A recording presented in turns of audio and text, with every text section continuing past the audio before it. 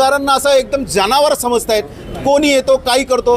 पहिलं तर मी या महापालिकेचे आयुक्त राधा विनोद शर्मा यांना सांगू इच्छितो की तुम्ही यांचे कॅप्टन आहात, कस्टोडियन आहात। मेहता साहेबांना परत एकदा कळकळीची विनंती आहे, तुम्ही सिनियर साहेबांना फोन करून सांगा, माझा माणूस जरी असला तरी त्याच्या कठोर कारवाई व्हायला पाहिजे असा एक फोन केला, मग तुमची छबी नक्कीच मीरा भाईंदरमध्ये मोठी होईल ना। तुम्ही इथे यायला हवं होतं, तुम्ही या कर्मचाऱ्यांचे कॅप्टन आहात। राज्य सरकार केंद्र सरकारची बक्षिसं घ्यायला सुटाबुटात तुम्ही जाता, इथे आमच्या या माता भगिनींना शिवीगाळ केली जाते आमदारांच्या गुंडावी संघटनेची। एक तर ती आदिवासी महिला आहे, दुसरा एक महिला आहे आणि तिसरा एक डॉक्टर्स याच्यामध्ये आहे, मेडिकलमध्ये आहे, म्हणून त्याच्यावर गुन्हा दाखल झाला पाहिजे। तर मी या माता भगिनींना आवाहन करतो की असे जर कोण गुंड आले आणि तुमच्यावरती आरेरावी करायला लागली ना, तुम्ही सगळे मिळून झोडपा त्यांना आणि ॲडमिट करून घ्या, पुन्हा तिकडे घसरून पडला म्हणून सांगा।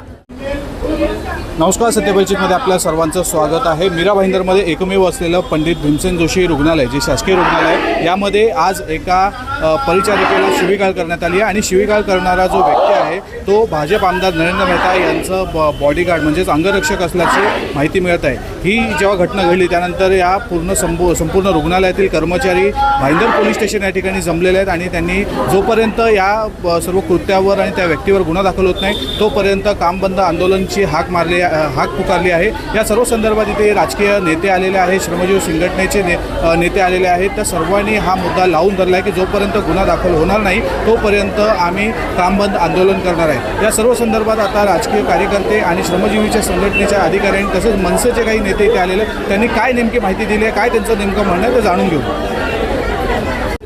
दिवस रात्र अहोरात्र ह्या मीरा भाईंदरकरांच्या सेवेत ह्या टेंबू हॉस्पिटलमध्ये ज्या परिचारिका आहेत, डॉक्टर आहे, स्टाफ आहे, आपली मेहनत करतो आणि यांच्यावरती जर शिवीगाळ करणारे जर हे सत्ताधारी आहेत, काय सांगायला संपूर्ण गोष्ट? अहो, सत्ताधाऱ्यांना शरम आली पाहिजे थोडीशी।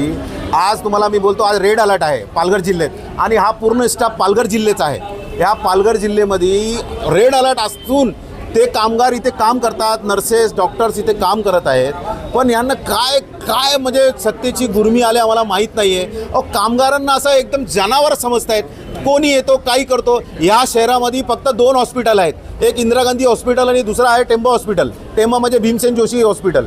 पण विषय असा आहे की इंदिरा गांधी हॉस्पिटलमध्ये सकाळी 9 ते 1 वाजेपर्यंत सर्व पडून जातात, पण हा हॉस्पिटल पूर्ण वेळ चालतो, सकाळपासून 4 वाजेपर्यंत आणि अख्खा दिवस। आजच्या घडीला 130 पेशंटचा हे चालू आहे आणि रोजचे आज ICUमध्ये 130 स्टाफ आहे, ॲडमिट आहे आणि हॉस्पिटलमध्ये तुम्ही गर्दी बघा।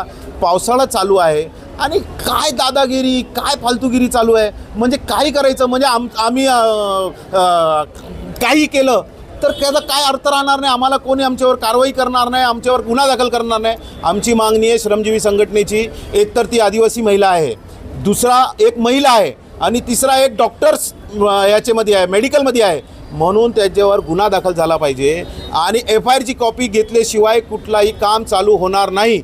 त्यांचा म्हणणं आहे प्रशासनाचा का तुम्ही शहराला वेटीस पकडू नका, तर शहराला वेटीस कोण पकडतो हे त्यांनी बघावं की कोण शहराला वेटीस पकडतोय आणि ह्या शहराची वाट लावून टाकलेली आहे। मीरा भाईंदर महानगरपालिकेच्या हॉस्पिटलची दुर्दशा तर एकदम थर्ड क्लास आहे, तिथे आत्ता जाऊन तुम्ही बघा एकही डॉक्टर तुम्हाला भेटणार नाही आणि इथे डॉक्टर्स आहेत पण थोडा बहुत लेट होतो, काय होतो, पाऊस आहे, काय आहे, काही बघायचं नाही आणि काही करायचं।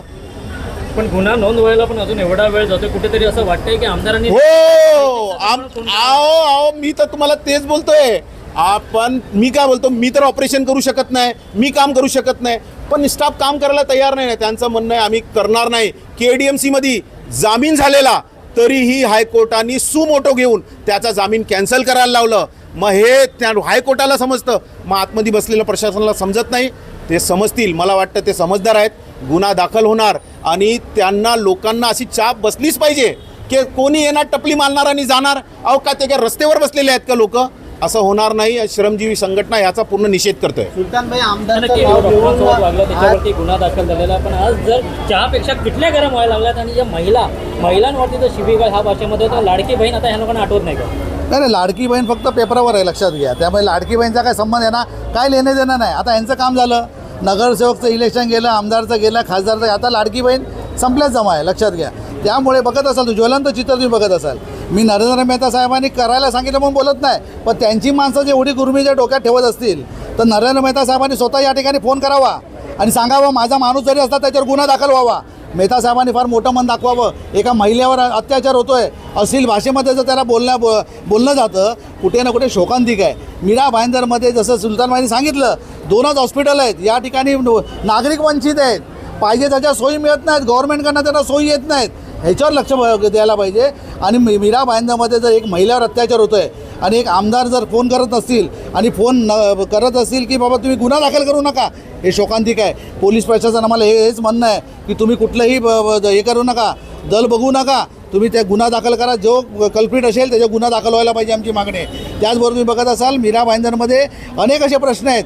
त्या ठिकाणी मेहता साहेबांचा हस्तक्षेप असतो, पण आम्हाला त्याच्यावर काही बोलायचं नाही. आता हा जो प्रकरण आहे फार गंभीर आहे, ह्याच्यावर गुन्हा दाखल व्हायला पाहिजे, आमची प्रामाणिकपणे इच्छा आहे. जो कल्पित आहे त्याच्यावरती गुन्हा दाखल तर व्हावा, पण आमदारांना पण सांगणार की बाबा अशी गुन्हेगारी पार्श्वभूमी किंवा अशा भाषा वगैरे वापरणाऱ्या व्यक्तीला कामावर बडतर्फ करावं. 1000% अहो तुम्ही माझं आहे का, ते स्टाफ आहे हो, त्या स्टाफला तुम्ही असंच नाव सांगितलं तर अशीच बिचारी कामं करतात. ते निस्वार्थीपणे कामं करतायत, त्यांना तुम्हाला दमदाटी द्यायची गरजच नाही, त्यांचं कामच ते आहे. 24 तास 24/7 त्यांचं तेच काम आहे.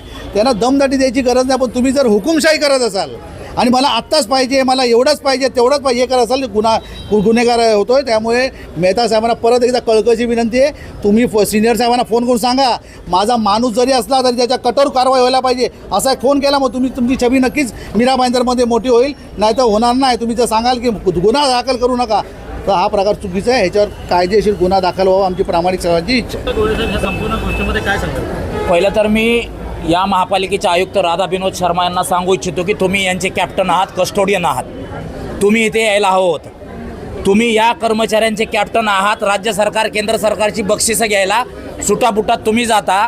इथे आमच्या या माता भगिनींना शिवीगाळ केली जाते आमदारांच्या गुंडांकडून.